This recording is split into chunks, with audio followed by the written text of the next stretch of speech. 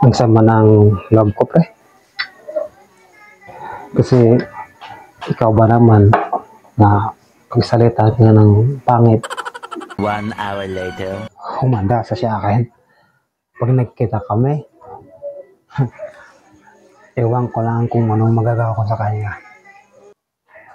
Pag nagkita kami, huwag mong subukan. Masisira niya. ang buhay mo. Ano naman yan? Ikaw ganyan ka talaga lagi ah.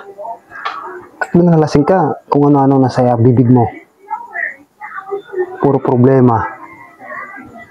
Ikaw, tigil-tigilan mo ng pakikipag-away mo. Bakit may mga ano ka sa pakikipag-away mo? Ha? Sana all. Hindi ka ba naway sa mga magulang mo? Ha? Nagpapakahirap sila para lang matususan ng lahat ng kailangan mo. Tapos ganyan pang ginagawa mo. Aanak pa ng away. Tapos pag na problema, kasama yung mga pamilya mo. Hindi ka ba nawa sa mga magulang mo? Ha? Magdamag silang nagtitinda.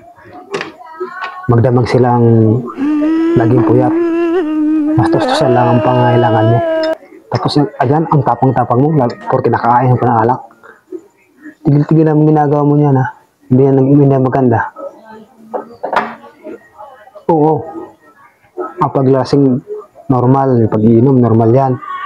Pero yung gawin mo ano sa alak, hindi pwede yan. Kasi, tutusin, hindi ka ba nawa sa mga pamilya mo? Sa mga magulang mo? Ha? Nagpapakahirap ang mga magulang mo sa construction. Tapos ano pa ng away. Anong klaseng tao ka? Hindi ka babasag na awa sa mga magulang mo? Ha? Ang lakas ng loob mong kung sabihin sa'yo na pangit ka, ayos lang yun. Pwede ba ilayo mo sa akin to? Ayoko makita ito. Maita ulo ko. Walang hiya ka, okay lang yun. Basta importante, ha? Tatandaan mo. Ano man ang sabihin nila, basta't lagi mo tatandaan, basta't wala kang inaapa ka na tao. Oh my God! Kung hindi ka nila tanggap, okay lang. Kung pangit man ang tingin nila sa'yo, hayaan mo sila. Hindi yung alak. Walang mangyari sigurado yan. Kung ganyan ka lagi, kung talagang matapang ka, walang alak.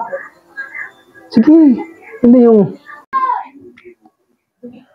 hindi ka ba nawa sa mga magulang mo? Construction workers yung tatay mo. Yung nanay mo naman, nagtitinda ng mga gulay. Tapos hanap ka ng away. Kala mo madali makalusot. Gawa mo yan. Kung ganyan ka lang lagi, walang patatungan ng buhay mo, sigurado yan. Tandaan mo yan.